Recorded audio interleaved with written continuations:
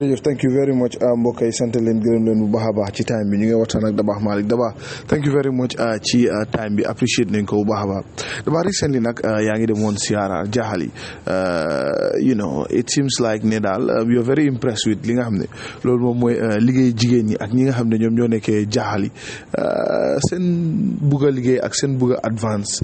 to the next level lan mooy sa gis-gis and what do you think ne nguur loolu la war a def pour gën a jàppale waa Jahali Pachar ak waa CRR in general because CRR is a fertile ground pour képp ki nga xam ne rek bëgg nga dugg ci mbéyam maalo. asalaamaaleykum Pa maa ngi laa nuyu maa ngi nuyu képp ku nekk di déglu Star FM ma dooree ko si di ñaan yàlla nawet bi ñu duggal ni ñu duggal si bismillahi rahmaani rahim motali ko si alhamdulilahi rabil alamin yàlla may ñu taw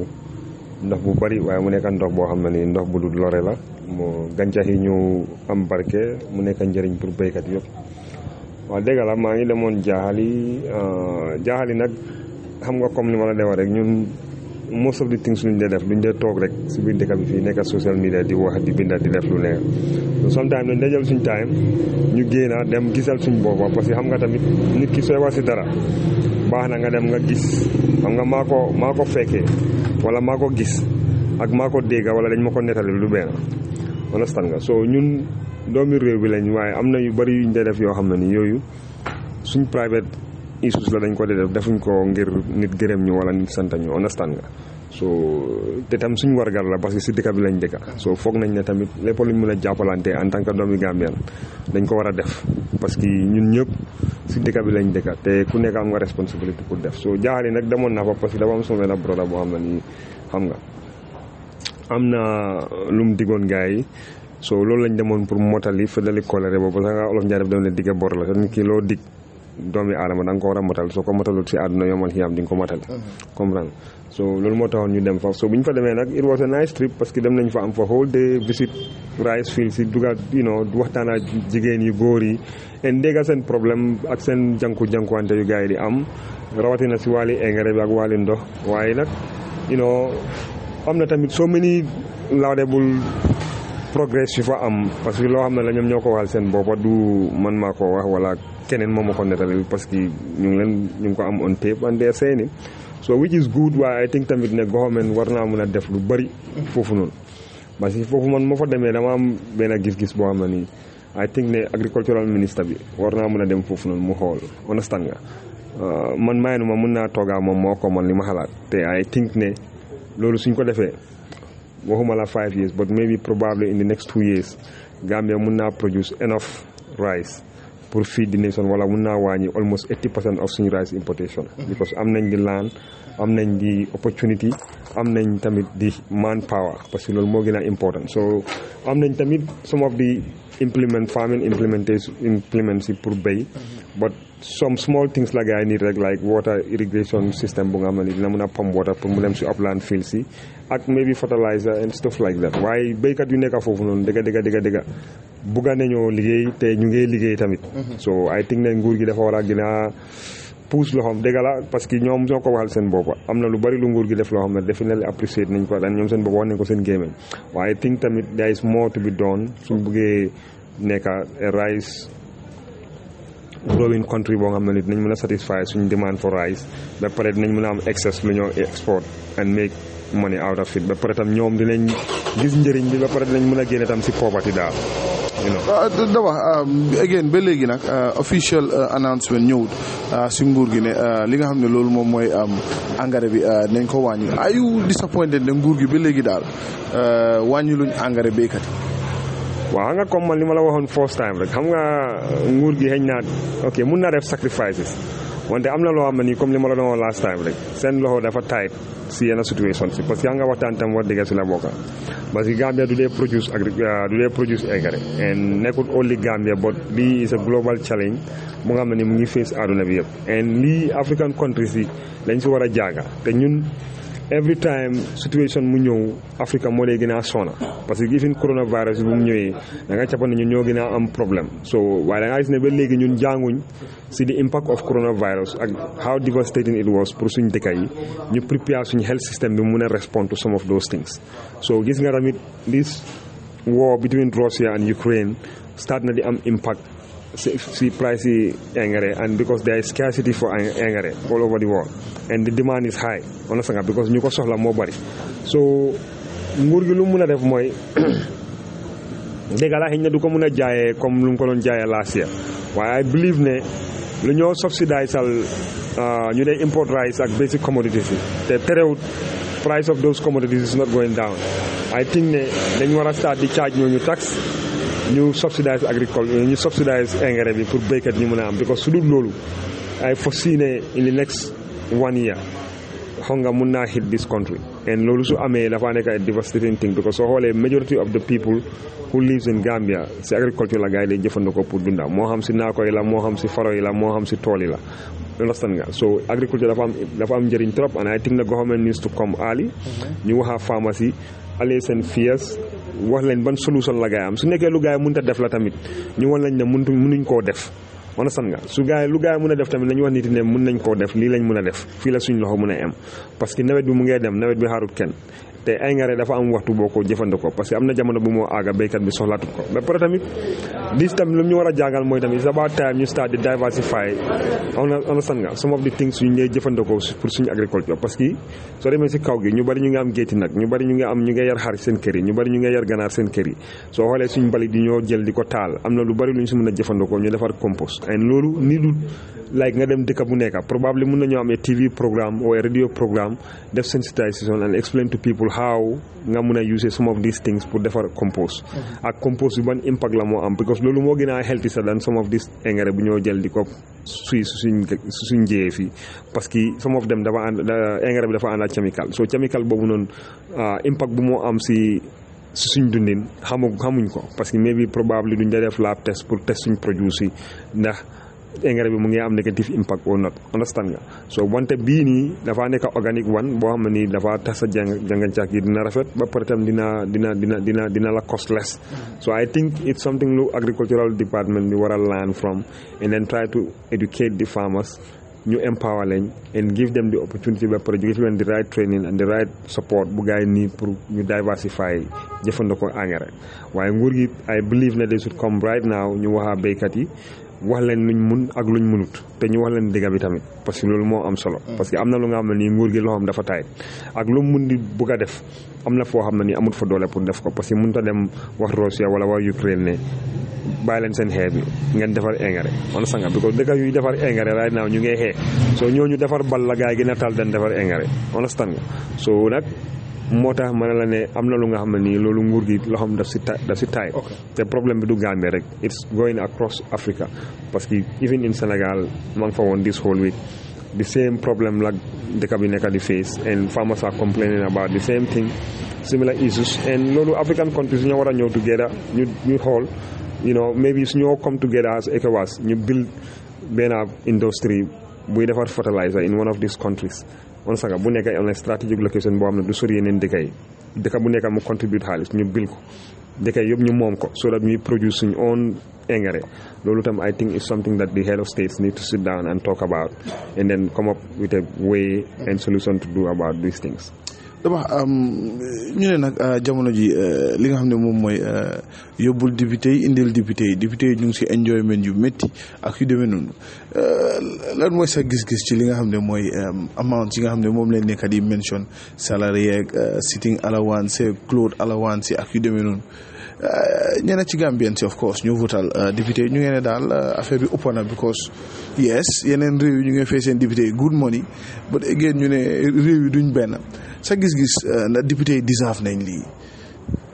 waaw xam nga man dama believe ne deserve nañ ko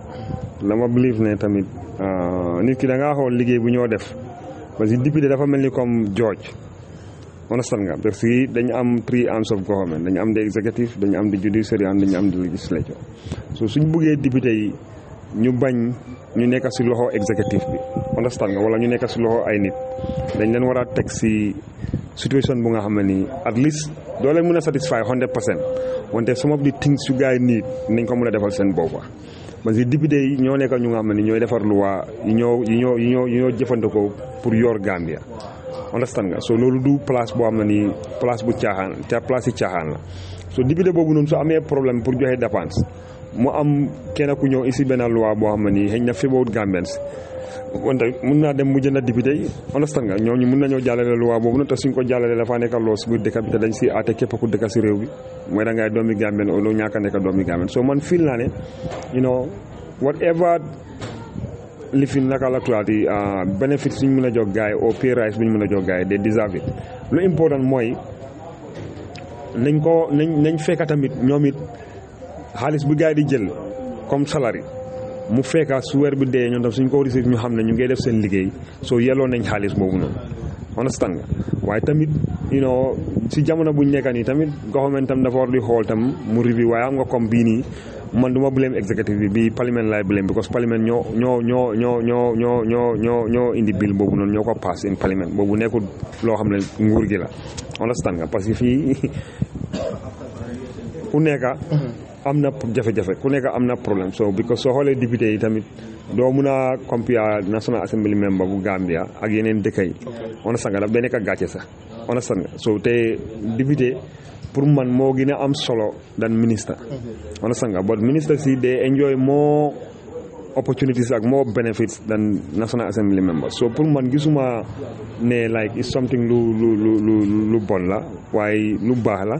you know man suma sañoon député bu nekk nga am 4-wheel you know stand nga am even a clerk ku laa jëlal notes because some of these people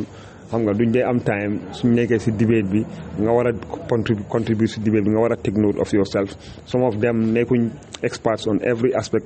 of policies yu guided design so député bu nekk war naa mun a am chamber sam mu am technical team am ñoom la ñoo ko advice on someone because soo demee si yeneen dëkk loolu la gars yi nekk di def parce que lu tax mooy député luwaa bu moo woote dafa war a xam luwaa boobu ban impact la moo am si nit yi dafa war a xam luwaa boobu noonu ban interprétation la moo am dafa war a xam luwaa boobu noonu lan moo nekk cëslaayam ba tax ñu war koo isi wante su nekkee dafa nekk foofu noonu rek lu ñu indi mu saani lu ñu indi mu agence den député boobu noonu man fooguma ne fitna pour nekk foofu noonu te loolu is a challenge pour suñu National Assembly but I believe na with time gars yi dinañ uplift seen boppa dinañ grow dinañ jéem a xool lan ma nekk best practice ñu jéem koo toppatoo loolu moo si am solo yeneen yu wax yu gars yi di wax yëpp man dama feel ne ay waxi politique la rek parce que nekkul ne 100,000 every month la ñoo fay gars yi pour clothing allowance because make sense mënuloo fay ni ki $45,000 every month nga di ko fay $100,000 clothing allowance every month so in 5 years ñu war laa fay $100,000 loolu is more of like $1,066 or something like that so loolu xaalis la du xaalis understand nga monthly du xaalis $1,000 soo ko téye nga dugga si marché bi mënul laa jëndal ifin benn suñu wante dëgga understand nga te National Assembly bi du façon yére bu nekk lañ fa accept understand nga te député bi su amul salary muy xalaat lu moo doon leen njabootam du jël xaalisam buñ koo fay en tant que comme salary mu ko dugal si solu yére du ko def because nit ki tam nañ wante dëgga ñu xool di réalité su nekk in Gambia fii nii because ñun ñëpp ay doomi aadama lañ man du ma am problème de dépense maa jël xaalis ne dama dem jënd sut $3,000 ou $4,000 du ma def loolu so te fii foog a jaay fii rek soo fi demee tey bugg a jënd sut understand nga lu mu dee mais bi mën nañ laa caaj $1,000 plus so pour man $1,666 every month loolu fooguma ne xaalis la pour clothing allowance so pour man I think mooy li ma dee wax rek Gambians dañ dee make noise on things yu nga xam ne nii amul njëriñ amul solo parce que we have better things to talk about luwaas bu seer bi dunda bu seer bi courant buy coupé you know all those things lañ war a gën a focus more suñ healthcare system bi education system bi lack of security bi you know those are the things that we should talk about taw baa ngee ñëw am na neighborhoods yoo xam ne tey su tawee duñ nelaw understand nga because of lu tax ndox bi naka la moo mel si seen koñ yi understand nga feebar yi dañoo yokku yooyu dañoo bari parce que lu tax ndox bi su tawee dafa taa ñaata yoon fii nii ñoo nekk fii nii tey même si areas yu nga xam ne sax nit dañ fiil na borom xaalis yaa fa dëkka tey soo fa demee su tawee pour nga romba fa sax da ngaa gis ku dëkka si kër yi $30 million di dawal moto $2 million dafa dugga si poto di dem këram so those are the issues man yu ma fiil ne moo gën a am solo pour ñu wax daan ñu nekk di rey suñu bopp si $1,666 every one so am na yoo xam ne pour man nekkul lu ñu war a toog sa debate parce que waste of time la rek amul njëriñ. Generally la mooy sa general assessment situation yi dëkk bi. waaw dëkk bi there are a lot of things that needs to be corrected you know both society government both society local government councils both society doomi dëkk bi tamit parce que dëkk bi ñun ñëpp we are all stakeholders you understand doo mën a blame government for everything that is happening doo mun a blame council si for everything that is happening waaye tamit doo mun a blame doomi dëkk bi tamit for everything that is happening bonte ku nekk am na responsibility ku nekk am na rôle bu mu war a play government am na rôle bu mu war a play suñ council si am na rôle bu mu war a play ñun ñu nekk doomi dëkk bi am nañu rôle suñu war a play wante dëkk bi moo nekk like ne ñun ñetti ñi ñëpp ma wax la ku nekk am na lu mu war a def loo xam ne defut ko so loolu moo tax problème si mu gën a bari but the sad thing is like people tend to focus more on administrators ñu fàtte ñun suñu bopp parce que mag bu dox di taxaw di seben si mbedda bi xam nga loolu loo si mën a blame nguur mag bu dox xaxtante ko tufli ko si yoon bi loolu loo si mën a blame area council bi understand nga nit mag bu gis mbalit jël ko tur ko si mbedda bi doo si mën a blame council doo mën a blame government on that loolu si attitude nit yi la nit ki si boobu moo war a xam ne set moom force diine moo ko santa understand nga tout mu xam ne set boobu noonu muy set wérgu yaramam la moom ak njabootam so moom moo war a jël responsibility ku nekk koñ bu nga dëkka suñ meg soo ne waa koñ bi seen boppa jël nañ seen stand jël nañ seen policy wane ne kenn du taxaw seben si mbedda kenn du jël mbalit di ko tuur si mbedda kenn du jël sa sokowee di ko buna muy génne si mbedda bi wala sa sanguwaay ak yooyu noonu you know bonte Gambia the thing is ku nekk daf dee wax ne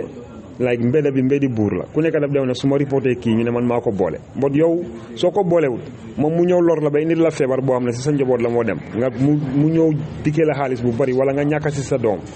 understand nga loolu ak nga boole ko ñu arrest ko prosecute ko ban moo ëpp njëriñ parce que nga sowee bakkani doomi aadama moo ëpp téeméeri junne yoon njëriñ daan dëkkandoor bu nga xam ne nii dafa jël sokoweyam wala dafa jël mbalitam di ko sànni si mbedda bi muy isi jàngoro xale yi mënuloo contrôle gars yi ne bu leen dem foofu si mbedda bi so pour man Gambia foog ñu toog ñu waxante dëgga issue si nu moo demee nii mënut a continuer noonu suñ bëggee développe understand nga fii dëkk bi mooy nekk dëkk boo xam ne nii nobody cares ku nekk feel like ne dafa def lu ko neex parce que ñu ngi am this notion of democracy but democracy la teewul loolu noonu democracy yar la wax ñu ne ndax dañ am leadership problème do you think ne yëpp si leadership la because ñeneen ñu ne daal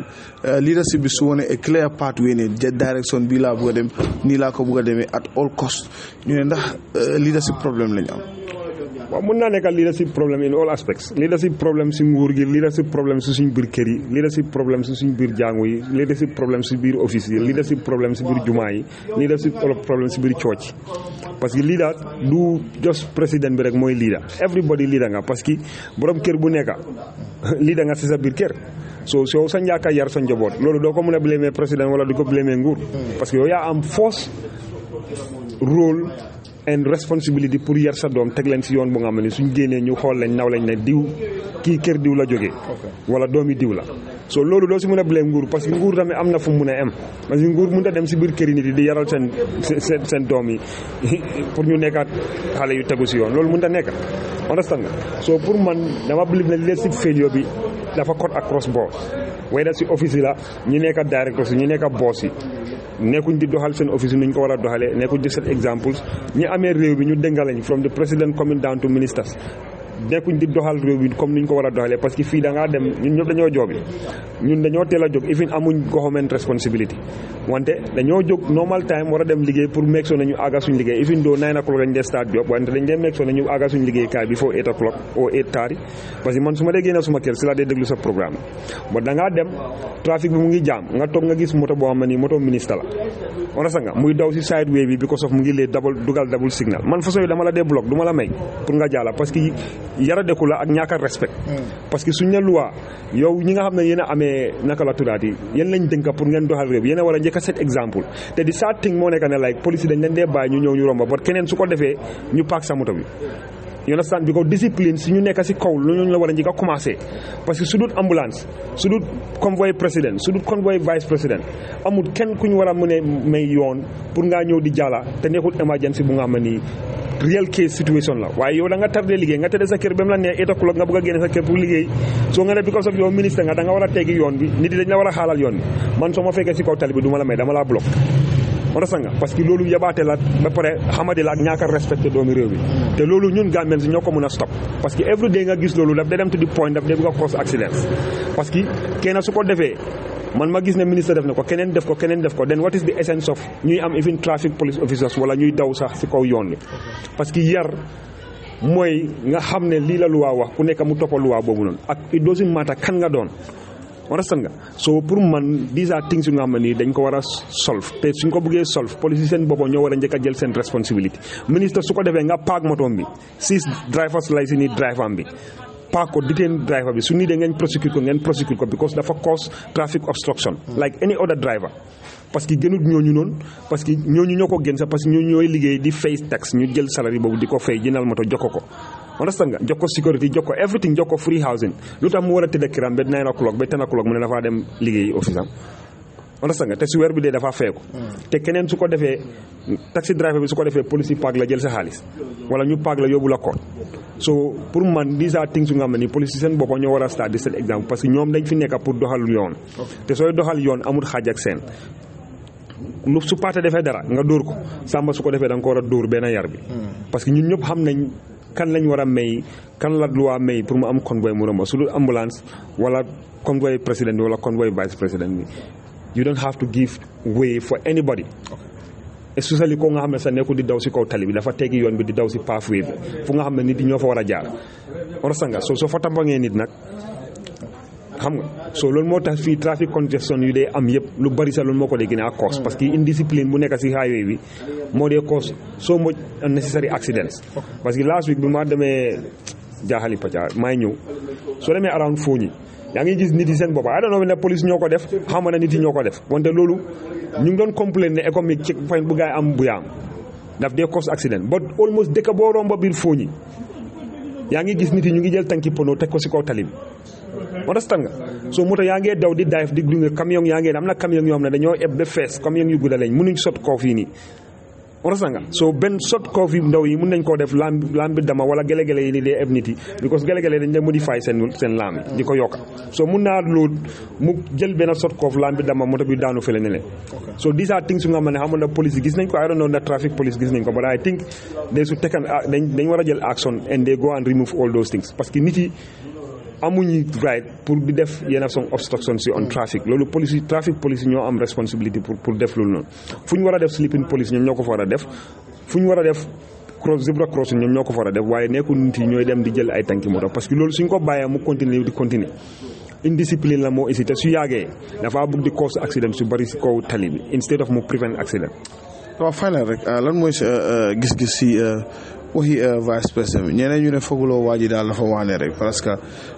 nekkoon na fi tamit ministre and origaay ñeneen ñu ne time mu nekkee ministre higher education secteur yi problème si bëri woon nañ gis nañ sax ñu nekkoon ci université bi ñoom i tamit at some point génn ne sax duñ jàngale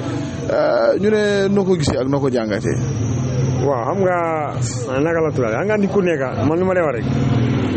nit ki su defee lu wrong ñu criticize ko su defee lu correct dama fil ne dañ ko war a applaud ok xëy na time moo nekk am ministre def na lu wrong maybe wante man su ma xoolee University of the Gambia most of the things you guys don't cast it was more of policy ak administration than welfare pour team bi understand nga parce que dama fil ne like dëgg la university bi need na a lot of investment suñu war a def si university bi to be honest so xaw ma nag ndax government dafa xaar ba campus bi pare ñu door a def those investments but I think the university bi need na investments yu bari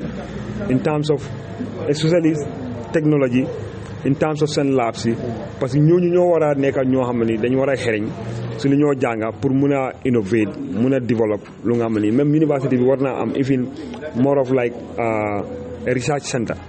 for a lot of things understand nga so bi moo nekk ministre mun naa ñàkk a def lu correct wala mun naa ñàkk a satisfy ñu nekk si secteur boobu but that does not mean ne tamit su nekkee vice président dafa def the same thing parce que institution si bokkuñ te rôle si bokkuñ understand nga but li ma lay wax rek no doomi adama fii nii is perfect understand nga no doomi adama fii nii is perfect so comme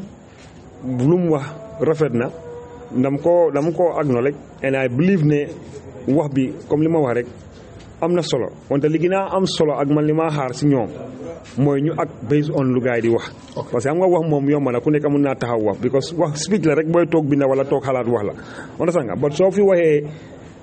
nga joxe fi di best speech ñu taacul la àdduna bi yëpp praise la if it's not followed up by actions amul njëriñ dafa nekk comme soomaan politicien rek taxaw si raali wax lu la ne jógee foofu noonu lekka sa benn cin fàtte li nga waxoon understand nga and I don't think ne moom dafa war a nekk politicien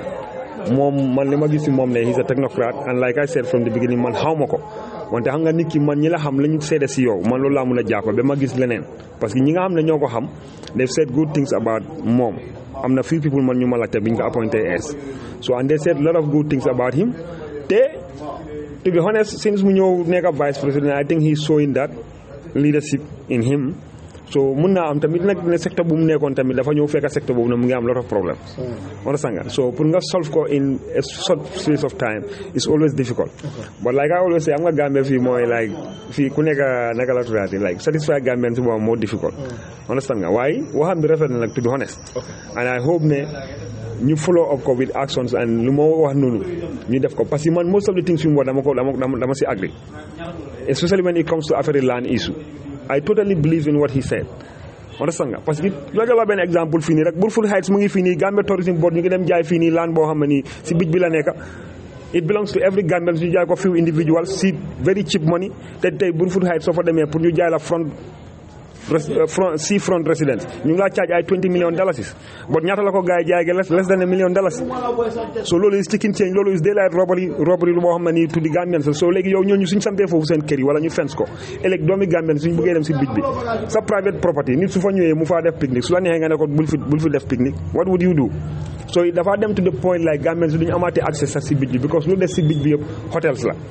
te hotels yi tamit mën nañoo wane nit yi duñ dem si bij bi foofu noonu seen saati hotels yi di tilimal foofu noonu wala ñu ngi disturb seen guests yi so some of these places yu nga xam ne mu ngi des pour Gambian si war faa dem ñu nga xam ne seen loxo jotul seen gannaaw mënuñoo dem si hôtel ñu war a dem foofu noonu enjoy ak seen family bi xale yi am access to the beach experience beach dem experience toog ak sa family nga am fun in few years time loolu du amaat parce que ñu ngi National Tourism Board ñu ngi jaay almost every space bu nekk si beach bi and I think the government needs to put a stop to those things and some of those things dañ ko war a investigate if it is not correct dem through the right process dañ ko war a cancel and if they need to prosecute people nañ leen prosecute because loo xam ne Gambians ñoo ko bokk a few individuals ñu laxatu seen laxatu ñu séedoo ko understand nga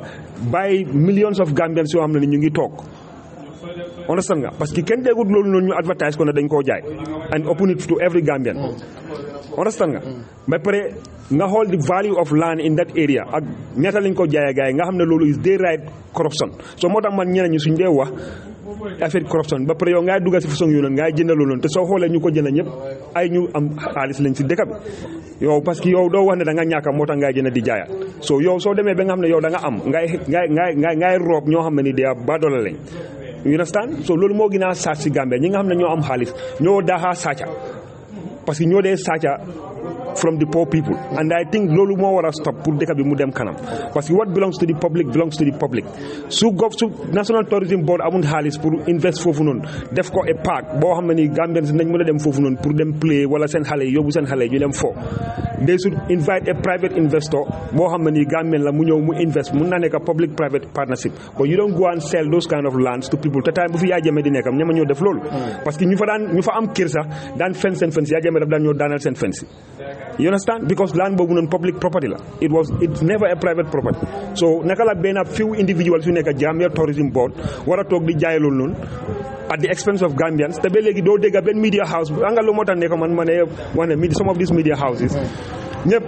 dañ nekk si poche yi some of these rich people and some of these politicians and loolu moo tax si ñoom most of them kenn du wax parce que ku laa bëgg di jox xaalis si ron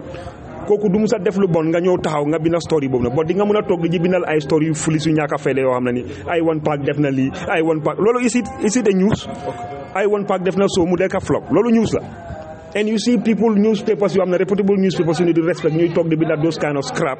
bugg a dugal loolu si boppi nit te yow yaa ngi gis di kind of corruption bu nekk di dem but yow fit bu nga am rek mooy toog Adama Barrow dafa corrupt ministre diw dafa corrupt but yow yaa ngi am sa nijaay boo xam ne nii mu ngi nekk businessman di jëndal land boo xam ne nii value land bi ak price bu nga ko jëndee mu ngi mel ni comme guddee bëccëg yaa ngi ko xam te doo bind story boobu noonu and if you tell people pour ñu wax loolu noonu ku nekk téegée ma ñam mel ni comme ñoo ñu ay yàlla lañ wala dañ laa ñoo yor yow sa dunda so dëgg bi foog ñu waxante dëgg te ñi nga xam ne ñoo am alal te ñi nga xam ne ñoo am kaddu ñu am position ñoo war a njëkk a set examples suñ bëggee dëgg bi mu dem parce que su dul loolu noonu in the next 30 years 40 years lu xew Zimbabwe will happen in Gambia doomi Gambians lañ dem ba nekk foreigner seen biir dëkk parce que di nga dem ba bugg a dëkkuwaay doo mën a dëkk soo xoolee right now the amount cost of rent lan moo ko cause because of greed. You understand? Because everybody, the price of land mu ngi amul benn control like tey dañoo wax la fii ne $2,000 la in the next 2 weeks ñu ne la $3,000 area boo xam ne amul courant amul tali amul ndox nekk si forest bi nekk si diggi àll bi ñu la ko jaay ay $600,000 $700,000 ban value la am te ba pare duñ fa invest. Most of these real estate companies the 419 companies la. You understand? They are collecting money from people and they are not doing any investment in some of these estates that they advertise daily. Few real estate, ñoo fi nekk real estate is serious. And I think government needs to work with central bank. You start the like real estates, you make deposits at the central bank. Like the banks are doing, like insurance companies are doing. Because you get collect deposits from people. Suñ di fraudé nit yi people ñooy lose because amuñ benn deposit bu gaay teg somewhere foo xam ne di nga dem government dina leen jël xaalis boobu mu fayaat nit seen xaalis. Because gis nañ fi façon case yooyu over and over and over. ñaata real estate companies ñoo fi defraud Gambian si taw bi fan la mujjee fen nothing wax bu bari rek so te most of these people ay teacher lañ ay nurse lañ ay maire yu nekk di jaay si marché bi la di dajale bugg a dëkkuwaay dem di fay dalasi wala di fay $1,000 benn nit ñëw jël xaalis boobu ñu dajale ko ne ko tuy toog ba pare di dox si biir dëkk bi di dawal moto bu rëy yow na sanga ñu ne diw dafa am xaalis fekk lu moo lekk yóbbu riba la ba pare nguur gi toog di ko xoolaat te nit yi suñ jógee ñàpp si kawam dóor ko mu bugg a dee ñu ne nga jël luwaa bi def ko solo lu tax doo jël luwaa def ko solo parce que mag bu dem xosul xaalisam wala ticca bu dem dajale dalasem wala béykat bu dem dajale xam nga xam ni yées xañ boppam yére xañ boppam lekka dem jëndal laan nga ñëw di nga da nga koo 419 su la dóoree nga dee du yow yaa ko def so government mu ngee toog di seetaan lu nga xam ne billahi wallahi te man maa la wax loolu in the next few years dina Gambia su moo am problème ñaanu ma ko yàlla nañ si yàlla musal affaire yi laan la moo nekka naka la tuddaate kunku jàng Mariama mu ngi nii loo xam ne ñun depuis bu judooguñ christian si ñu ngi faa dem te ñoom ñoo ko moom you understand so yow affaire religion loo xam ne faith la parce que man muslim la wante suñ ko bëggoon a def man juma du ma ko nangu parce que nañ waxante dëgga understand nga man gëmuma ay affaire minority ak majority whether Christian nga manjaago nga joolaa nga pël nga soose nga Gambian moo am fii majority amul fi minority amul fi majority bi soo eboo nga nekk 1 million people benn karta nga am benn karta laa am benn kaddu citizen nga am moom laa am so nañ bàyyi di wax ay majority minority you understand Muslims ak Christians ñoo fi nekk laan boobu noonu laan yi Christian community bi la na government dem tas kër yu fa ñu fa nekk di jënd seen laan yëpp na ko gaay def if they don't do it na Christian community bi ak Muslim Gambian si ñëpp ñu jàppandoo ko dem jàppale gaay ñu jël seen laan bi parce que ñii dañ bee bugg a yeb nit yi ay suma maam moom fi sa maam fan la moom ñu dëkk foofu noonu moo daan 100 years bi foofu sa maam di juddu nga ñëw nga ne sa maam moo ko moom sa maam moo defar suuf yàlla bi moo defar suuf bi dafa tàggu sa maam